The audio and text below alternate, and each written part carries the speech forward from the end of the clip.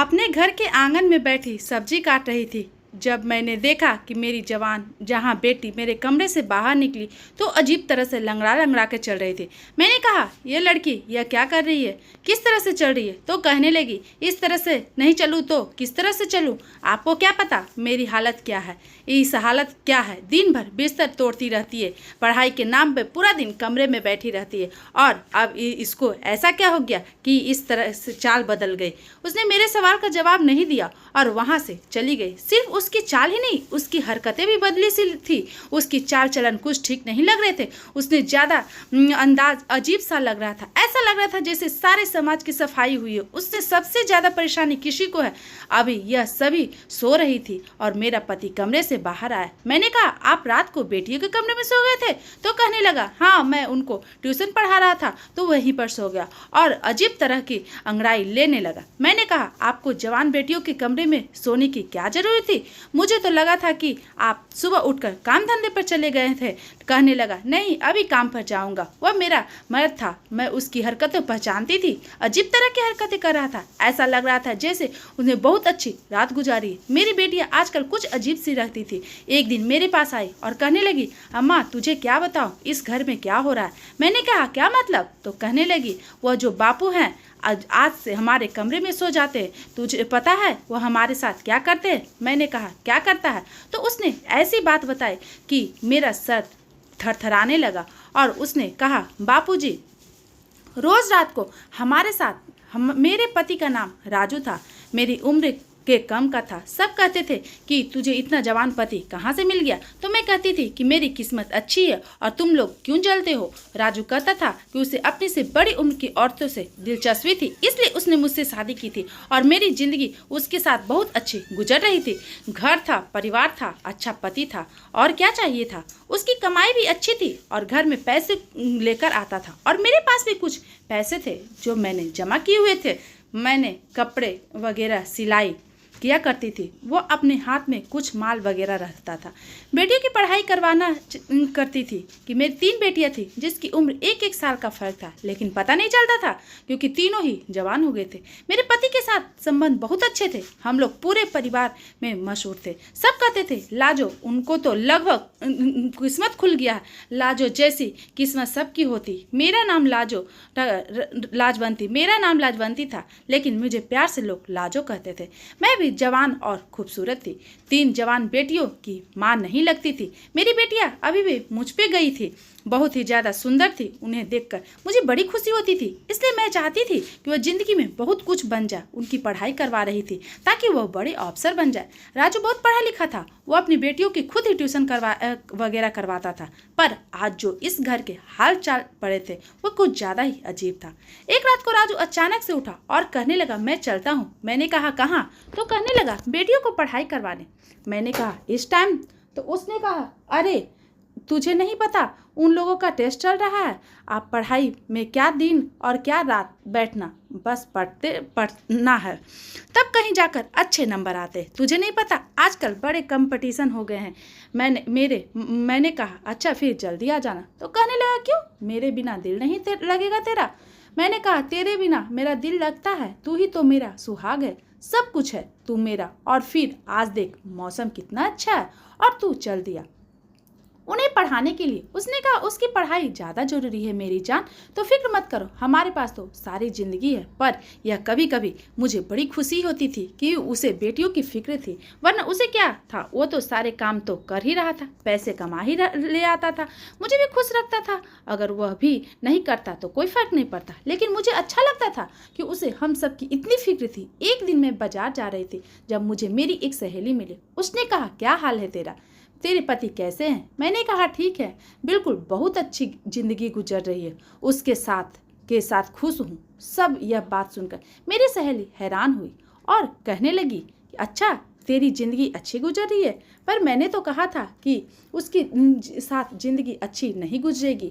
मैंने कहा था, मुझे याद है, तूने मेरी शादी वाले दिन मुझे मंडप पे उठने के लिए आ गई थी। तूने राजू को किसी लड़की के साथ देखा था, और लेकिन देख, जो मर्द इस शादी से पहले 100 लड़कियों के चक्कर होते, लेकिन वह लड़की उसके लिए सबसे ज़्यादा आगे होती जिससे वह शादी करते। राजू खूबसूरत है, जवान है, उसके पीछे हजारों मरते होंगे, पर शादी तो उन्होंने मुझे ही देख की। जो मर्द होते हैं ना, वो तो ऐसे ही होते हैं। अब आप भी ऐसा ही मत ढूंढ कर नहीं ला सकते। जो बहुत अच्छे हो उन्हें किसी भी लड़की की नज़र जी भर के नहीं देखा, मत ढूंढो, निकालो, न तो कोई भी नहीं मिलेगा। थोड़ा बहुत तो सोचना पड़ेगा कि वह क्या कहते। इंग्लिश में एडजस्टमेंट करना पड़ता है। कहने लगी, तो मुझे पता है तू बहुत बड़ी अच्छी तरह एडजस्टमेंट कर लेगी, लेकिन यह नहीं पता था कि तू इतने सालों तक चल अच्छी तरह करेगी। कोई अपने घर में खुश रहे तो हमें क्या, तेरा पति आंखों का बड़ा कच्चा है, अपनी आंखें बड़ी मटकी है। मैंने कहा, अब ऐसा नहीं होता, नहीं अब तो मैं हूँ सिर्फ उनकी उंगलियों पे लपेटा हुआ। मैंने उन्हें हम दोनों सहेलियों को हंसना शुरू कर दिया और हंसने लगी। उसने कहा, तो फिर बहुत अच्छी हुआ अगर तूने ऐसा कर लिया, और क्या चाहिए। चल ठीक है, मैं चलती हूँ, घर बदल रही हूँ इसलिए बहुत मशरूम हूँ। मैंने कहा, जब घर बना लेना तो मुझे बताना, मैं तेरे घर पे तुझसे मिलने आ जाया करूँगी, साथ ही तेरा घर भी देख लूँगी। उसने कहा, तू आना, लेकिन अपने पति को साथ लेकर ना आना। मैंने कहा, ये क्या कह रही है, पति को लेकर ना आऊँ? तो उसने कहा, मुझे गलत ना समझना, मेरी जवान बेटी है। मैंने कहा, कैसी बातें कर रही है तू इस तरह। वह फिर से हंसने लगी और कहने लगी कि उस पर मुझे भरोसा है, मुझे उस पर पता नहीं कि वो मजाक कर रही थी, इसलिए मैंने उसकी बात को बुरा नहीं माना। मैं इस बात को मान गई थी कि खूबसूरत मर्द के पीछे अगर बहुत सारी लड़कियां होती है तो उसे कसूर लड़कियों का है, मर्द का नहीं हो। आप वह रोज रोज होने लगा।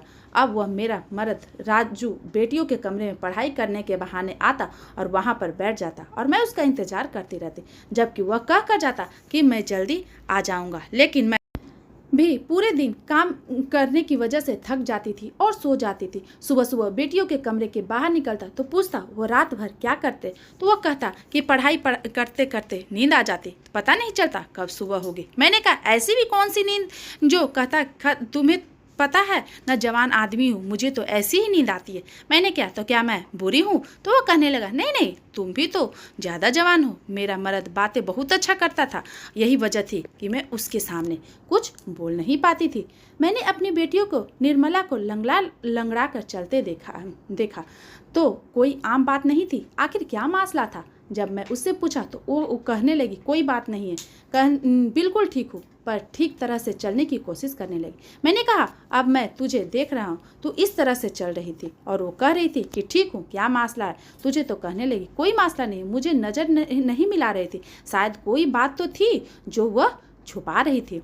एक दिन मेरी तीनों बेटियाँ मेरे पास आकर बैठी और कहने लगी, अम्मा, हमें कभी ख्याल नहीं किया, लेकिन आपने हमारे लिए बहुत कुर्बानी दी है, हमने आपसे बहुत लगाव है, आप हमें बहुत अच्छे लगते हैं और हमको प्यार भी किया करते। कहा क्यों, आज तो वह भी नहीं थे। क्या कहना चाहते? माँ का दिल, तुम लोग सारी मेरे पास आकर बैठ गए हो। मैं कहने लगी, नहीं, बस हमें एहसास हो गया, क्या बहुत अच्छी इंसान है, आपने हमेशा अपने बारे में नहीं बल्कि हमारे बारे में सोचा।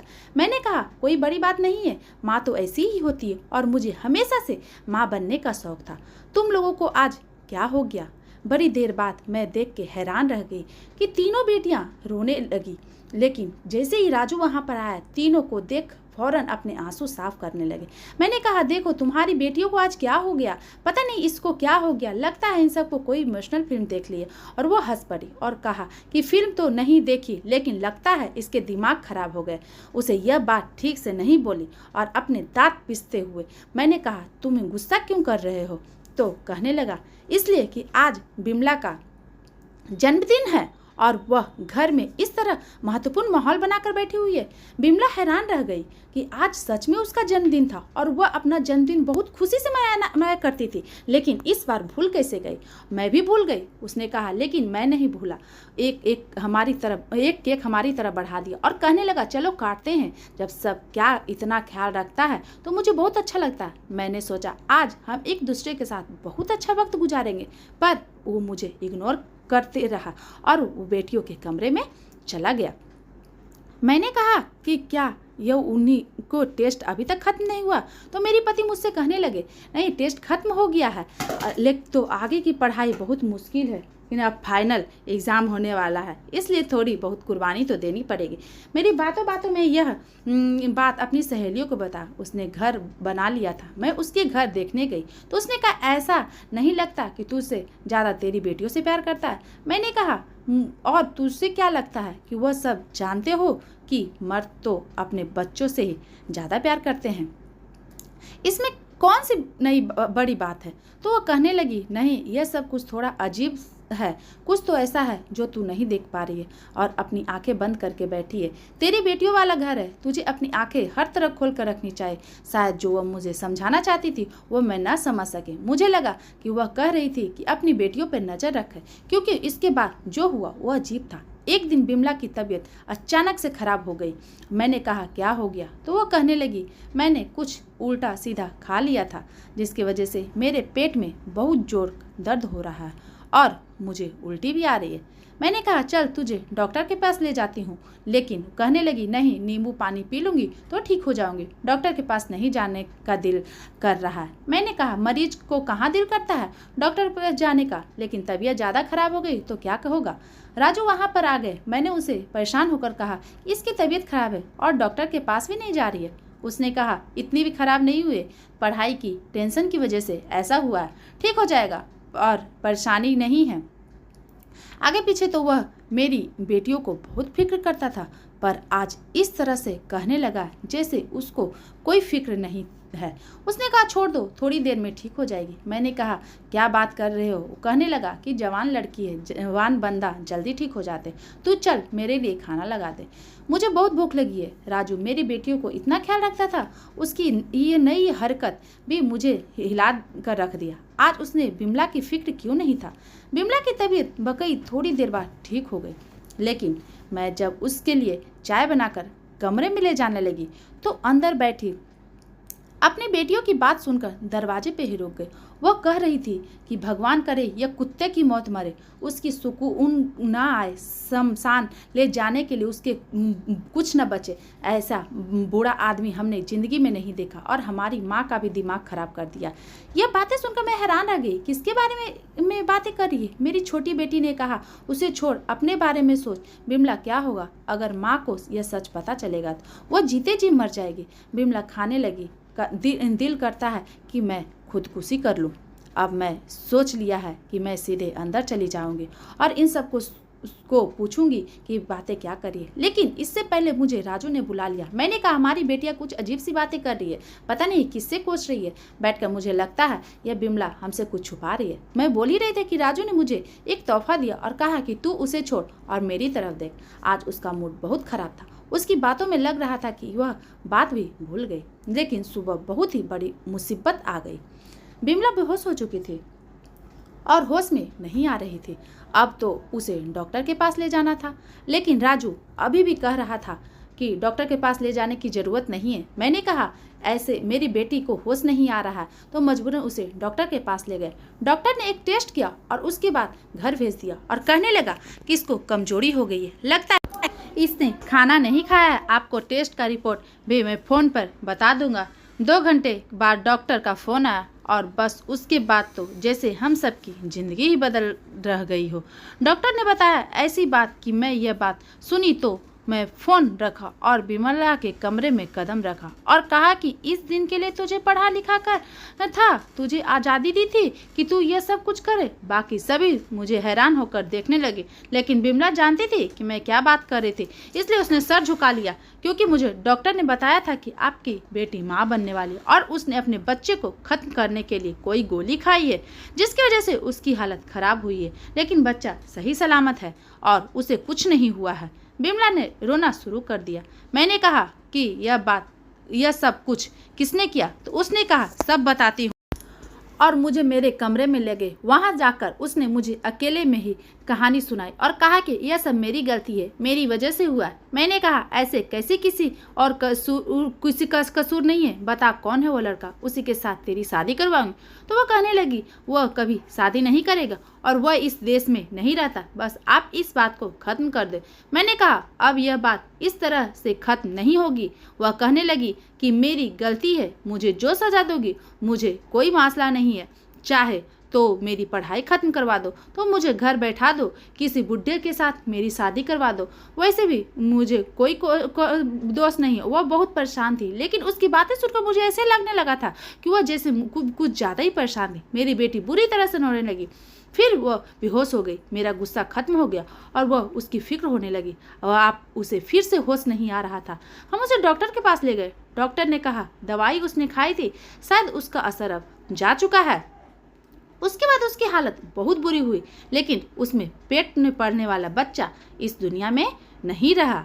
पता यह बात अच्छी थी या बुरी, उससे यह बात कर बार बार पूछ रही थी, लेकिन किसका पाप है, लेकिन वह नहीं बता रही थी। उसने अपने जुबान पर ताला लगा रखा था और मुझे उसकी आंखें बता रही थी कि कोई बहुत बड़ी वजह थी। तू मेरी अच्छी बेटी है, पढ़ाई में भी बहुत अच्छी है। उसका ऐसी बातों में कोई ध्यान नहीं था। वह सबसे बड़ी थी, खूबसूरत थी, समझदार थी। फिर अचानक से ये सब कैसे कर सकती थी? मैं बहुत परेशान थी। जब रात हुई तो मैंने देखा कि मेरे पति कमरे में आया और आते ही मुझ पर हाथ उठाना शुरू कर दिया। मुझे बहुत बुरी तरह से मारने लगे। मैं चिल्लाने लगी, लेकिन मुझे कोई बचाने नहीं आ रहा था। वह मुझे कह रहा था कि मैं तुझे नहीं छोड़ूंगा। मैं हैरान थी, आखिर मेरी गलती क्या थी, मैंने क्या किया था? लेकिन वह नहीं रुक रहा था। मेरी हालत खराब कर दी थी और मैं अचानक से चीख कर उठी तो देखा कि राजू सो रहा है। वह तो एक सपना था, वह भी आ गया था। उसने कहा, हो गया? मैंने कहा, बुरा सपना देखा। उसने कहा, तुझे अब तक इस तरह के सपने आते हैं तो इस सपने को बात भूल क्यों नहीं जाती? मैंने बताया कि जब मैं परेशान होती हूँ तो मुझे ऐसे सपने आते हैं। तू भी सोचता होगा ना, हमारे घर में ऐसी मुसीबत है, शिमला ने इतना बड़ा कदम कैसे उठा लिया? उसने कहा, मैं कुछ नहीं सोचता हूँ। आजकल ये सब कुछ बहुत हो रहा है। बस तू भगवान का शुक्र अदा कर कि यह बात यहीं पर खत्म हो गई। उसकी हालत भी अब पहले से ठीक है, वह और मामला भी खत्म हो गया। नहीं तो हम किसी के मुंह दिखाने के काबिल नहीं रहते। मैंने कहा, अब कौन सा मुंह दिखाने के काबिल हैं? पता चल जाता कि आखिर वह सब कुछ किया किसने, तो उसका क्या पता चल जाता तो क्या हो जाता। कोई भी अपनी गलती की जिम्मेदारी लेने को तैयार नहीं होता, लेकिन तू शुक्र कर कि जो होना था वो हो गया। अब अपनी बाकी की बेटियों को संभाल कर रखना होगा। मैंने कहा, अब उनको पढ़ाएंगे नहीं, बस इस दवा परीक्षा में बैठाकर उसके बाद खत्म कर। खत्म? नहीं, इसके उसकी कोई गलती नहीं है। मैंने कहा, तुम्हें उसकी इतनी फिक्र क्यों है? तो वह कहने लगा, फिक्र नहीं करूँ तो क्या करूँ? मैं अपनी खुशी सहेली के घर गई और परेशानी में उसको सब कुछ बता दिया। वह थोड़ी सी उल्टी सी बातें शुरू करती थी, लेकिन थी तो मेरी अच्छी सहेली, बहने जैसी थी। उसने कहा, तुझे पहले ही कहा था कि मसला बाहर नहीं तेरे घर में है। मैंने कहा, तू क्या कहना चाहती है? तू खुल कर बात कर। उसने कहा, मैं खुलकर नहीं बताना, लेकिन तू खुद यह सब कुछ समझना होगा। देख, तेरे घर में कौन आता है, तेरी बेटियां कहाँ जाती है, उसके कमरे में कौन आता जाता है, कौन है, कैसे उसने के साथ सब कुछ कर सकता है। तुझे तेरी बारीकी से हर बात के बारे में सोचना पड़ेगा, तब तू जाकर यह पता कर पाएगी कि यह सब कुछ ने किया। नहीं तो इसी तरह सोच कर पागल हो जाएगी।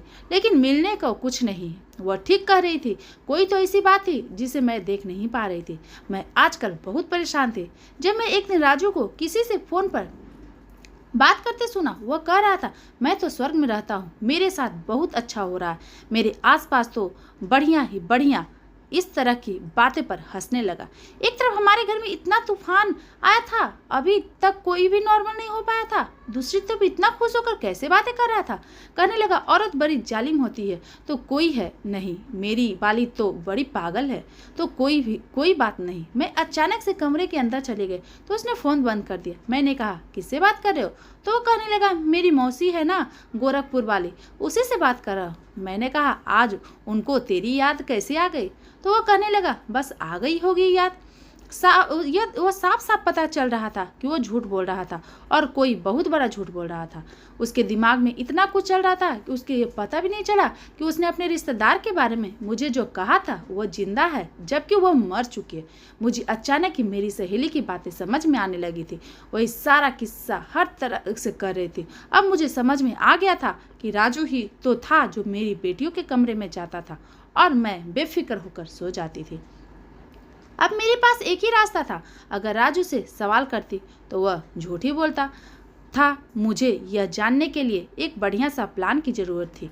वह कमरे में क्या करता है। मेरे दिमाग में एक प्लान आ चुका था। मैंने सोच लिया था कि मैं चुपके से अपनी बेटियों के कमरे में छुप जाऊंगी। सुबह मैंने अपने कमरे में एक अलग से अलमारी रखवा दी। वह कहने लगी, क्या अम्मा इस अलमारी की क्या रखाई है? मैंने कहा, बाहर जगह नहीं है, इसलिए मेरा इरादा उसी के पीछे छुपने का था, क्योंकि अगर मैं उसके पीछे छुपती तो किसी को पता न चलता, मैं खड़ी रहूंगी। शाम हुई तो आज उससे कहा कि मैं अपनी सहेली के घर जा रही हूँ। उसके घर में जगराता है, माता रानी की पूजा है, रात वहीं गुजारूंगी। उसने कहा, हाँ हाँ चली जाओ, अच्छा है, तुझे भी अच्छा लगेगा। मैंने कहा, बड़ी परेशानी है इसलिए जा रही हूँ। मैं चाहती थी कि वह सोचे कि मैं घर पर नहीं हूँ ताकि वो बेफिक्र हो जाए और जो भी करना चाहता वो खुलकर करे। जबकि मैं शाम होते ही अलमारी के पीछे छुप गई। मेरी बेटियों ने खाना खाया और कमरे में बैठी थी। जैसे ही रात हुई तो ऐसा हुआ कि मैं हैरान रह गई। राजू कमरे में दाखिल हुआ। उसमें ऐसी कोई बात नहीं थी। वह इस समय उन्हें पढ़ाया करता था, पर उसके आते ही कहा, बस करो ये पढ़ाई और काम पर लगो। मैंने कहा, यह क्या कह रहा है? पढ़ाई बस करो? यह तो इसको पढ़ाने आता था। तो इसके बाद उसने मेरी छोटी बेटी से कहा, आज तेरी बारी है। फिर वहाँ सब होने लगा, जो देखकर मुझे ऐसा लगा मेरे घर को नर्क बना दिया। मेरी बेटियां उसको हाथों को इस्तेमाल हो रही थी। वह मेरी बेटियों के साथ बहुत बुरा कर रहा था और मेरे ही घर में मेरे ही नाक के नीचे कर रहा था, और मैं यह सोचती थी कि उन्हें पढ़ाता है। मैंने अपने फ़ोन में उसका वीडियो बना लिया क्योंकि वह ज़रूरी था। थोड़ी देर बाद वो वहाँ से चला गया। मेरी बेटियाँ बैठकर रोने लगी। इसका मतलब यह बच्चा जो बिमला के कोख में था वह मेरे पति का था। आज मुझे वह दिन याद आ गया जब मैं राजू से शादी करने का निर्णय लिया था और सब ने मुझे रोका था, मना किया था कि ऐसा न कर। मेरा पहले पति दुनिया से चला गया था। वो बहुत निर्दयी इंसान था। रोज मुझ पर हाथ उठाता था, बिना वजह से मुझे मारता था, कहता था तू लड़कियां पैदा करती जा रही है और मुझे बेटा चाहिए। उसने मुझे एक दिन भी खुशी नहीं रखा था और मेरा जीवन बर्बाद कर दिया था। यह तीनों बेटियां उसी की थी। देहांत के बाद मेरी जिंदगी में राजू आया, जवान और कम उम्र का लड़का जिसने मुझे पागलों जैसी मोहब्बत थी। पर आज समझ में आया उसने कोई मोहब्बत नहीं थी, वह तो किसी और काम से आया था। उसे तो एक तीर से 4 शिकार थे, एक मैं और 3 मेरी जवान बेटियां। फुट फुट कर मैं रोने लगी। मुझे सब लोगों ने रोका था, यह सब मत कर लाजो, तू पागल हो गई है, स्वार्थी मत बन, सिर्फ अपने बारे में सोच रही है, अपनी बेटियों के बारे में सोच। नहीं, मैं नहीं सोच रही थी। मैंने कहा, लेकिन क्यों ना सोचूं अपने बारे में? मेरे पहले पति ने मुझे बहुत तंग किया है, मुझे इंसान नहीं समझा। क्या मेरे जीने सीने में दिल नहीं है? मेरी कोई इच्छा नहीं है? अगर मैं उससे शादी करना चाहती हूँ तो क्या हो गया? और शादी के बाद राजू ने हमेशा मेरी बेटियों को अपना बेटी समझा था, लेकिन यह सब कुछ तो एक नाटक था। वैसे तो उसका बहुत ख्याल रखता था। मैं तो भूल गई थी कि उसका बाप नहीं है। इतना ख्याल तो उसके अपने सगे बाप ने भी नहीं रखा था, लेकिन उसने यह साबित कर दिया कि सौतेला बाप कभी अपने बाप की जगह नहीं ले सकता। मेरा कसूर यही था कि मैं उसे पर बहुत ज़्यादा भरोसा किया। मुझे ऐसा नहीं करना चाहिए था। इसलिए कहते हैं ना, सब कुछ कभी एक जैसा नहीं रहता है। मुझे सोचना चाहिए था कि गलती मेरी है। वह कहाँ से चला गया और मैं अपनी बेटियों के सामने आ गई। मुझे देखकर वह हैरान रह गई और उसे पता चल गया कि मैं सबको जानती हूँ। मैंने कहा, तुम सब ने मुझे बताया क्यों नहीं? बताया होता तो सही उन्हें रोकते। वह कहता कि तूने अपनी माँ को सब कुछ बताया तो तुम्हारी माँ को मैं जान से मार दूंगा, उसे खत्म कर दूंगा। हम ऐसा नहीं चाहते थे क्योंकि आपके अलावा हमारा कोई नहीं था। वो कौन? इसलिए मैं डर कर उन्हें न कहा। मैं तुम्हारी माँ बहुत आसानी से खत्म कर सकता हूँ और वो ऐसा कर सकता था। फिर बिमला के साथ जो कुछ हुआ उसकी जिम्मेदारी भी तो वही है और वह वक्त से हो रहा था। मैंने कहा तुम लोगों ने मुझे बताना चाहिए था, तुम्हारा अपना आप बाप जैसा भी था लेकिन डरपोक नहीं था, बहादुर आदमी था, तुम्हारे अंदर उसी का खून है। मेरी बेटी बहुत रो रही थी पर मैंने उनको कहा बस अब खत्म हो गया सब, मैं तुम सबको बदला लूँगी, तुम फिक्र नहीं करो। उसने कहा आप क्या करेंगे? मैंने कहा मैंने सोच लिया मैं क्या करना है, तुम लोग अपना सारा सामान को अपने स्कूल जाओ और जाने की तैयारी करो क्योंकि हम अब इस शहर में हमेशा के लिए छोड़कर चले जाएंगे। 1 हफ्ता है तुम लोगों के पास, अपनी तैयारी कर लो और किसी को बताना नहीं। मुझे मेरी बेटियों ने कहा कि शहर छोड़ने पर क्या होगा। मैंने कहा वो हमें तलाश कर लेगा, बस तुम लोगों को जो कहा वही करो। मैंने कहा ठीक। मैंने जो वीडियो बनाई थी वह मेरे पास सबूत था। मैंने पुलिस स्टेशन में जाकर रिपोर्ट करवाई और उसके साथ उस वीडियो को भी दे दी।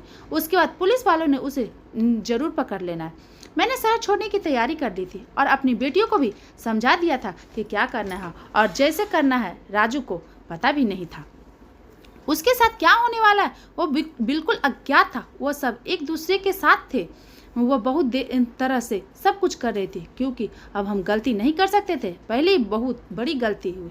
मेरी दोस्त जानती थी राजू एक बुरा इंसान है। जब हमारे अफेयर होने लगे थे तब उसने मुझे बताया था कि अभी तेरे पास वक्त है, एक पल के लिए रुक जा, क्योंकि मुझे कभी मोहब्बत नहीं मिली थी इसलिए अब मुझे कहा कि वह मुझे हमेशा खुश रखेगा। तो मैं यकीन कर लिया क्योंकि मुझे बहुत मोहब्बत करता था। मेरी बेटियों को अपनी बेटियाँ कहना शुरू कर दिया था। ऐसा ही था। अब हमारी शादी के 7 साल हुए थे पर मुझे समाज ने उंगली उठाई थी, कहा था कि अपनी बेटियों का ख्याल नहीं है, बुढ़ापे में शादी करी है, बुढ़ापा हो गया लेकिन शादी कर रही है। मैं किसी की बात नहीं सुनी और मैं अपने आप में सही समझी, लेकिन मुझे लोगों की बात सुननी चाहिए थी। समझ में रहते कि हम समाज में रहते हैं, समाज की बातें सुननी चाहिए। मैंने जाने अनजाने में क्या कर लिया और पुलिस वालों को सारे सबूत देकर जैसे ही हम लोग मोहल्ले की गली में निकले, पुलिस की गाड़ी हमारे घर की तरफ आ रही थी और राजू घर पे अकेला था। पुलिस से बच भी जाता तो उसके लिए यह सज़ा बहुत कही थी। मैंने उसे हमेशा के लिए छोड़ दिया था।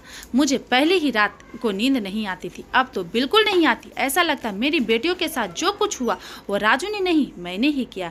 हम दूसरे शहर में आ गए, मेरी बेटियों की पढ़ाई पूरी हो गई, नौकरी करती है और मैं भी अपना घर चलाती हूँ। लेकिन फिर भी मुझे ऐसा लगता है कि यह सब कुछ मेरी बेवकूफ़ी की वजह से हुआ है। अपने आपको बहुत बुरा भला कहते हुए रात को नींद नहीं आती, बस जिंदगी इसी तरह गुजर रही है। दिल करता है कि जान दे दूं, लेकिन अपनी बेटियों के लिए जिन्हें मैं बहुत मोहब्बत करती हूँ उन्हीं के लिए जी रही हूँ। दोस्तों वीडियो अच्छी लगी हो तो वीडियो को लाइक करें, चैनल पे नए हो तो चैनल को सब्सक्राइब करें और हमें कमेंट करके ज़रूर बताएं। Thank you for watching my YouTube channel. धन्यवाद।